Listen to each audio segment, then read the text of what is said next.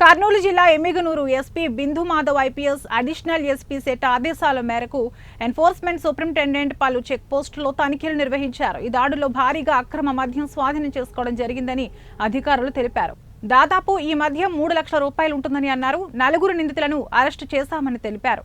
ఈ దాడుల్లో Emmiganur ESI N Satyanarayana, head constables P Gous Rabbani, V Linga Prasad తదితరులు పాల్గొన్నారు.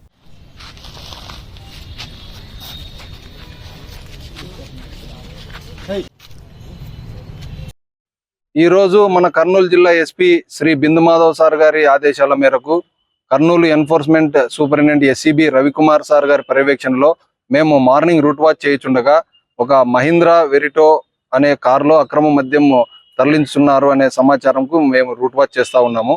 మన ఎమ్మిగనూరు మండలం గువ్వలదొడ్డి క్రాస్ వద్ద దీనిని డిటెక్ట్ చేయడం జరిగింది. ఇందులో 4 వ్యక్తులు ఉన్నారు.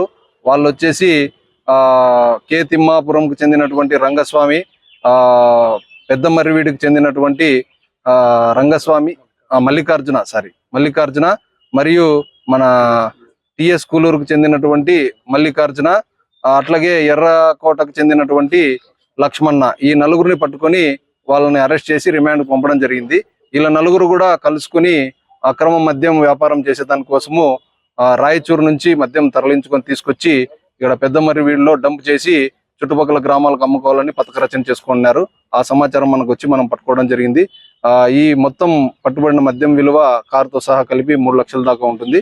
వాళ్ళను ఈ రోజు రిమాండ్ పెట్టడం జరిగింది.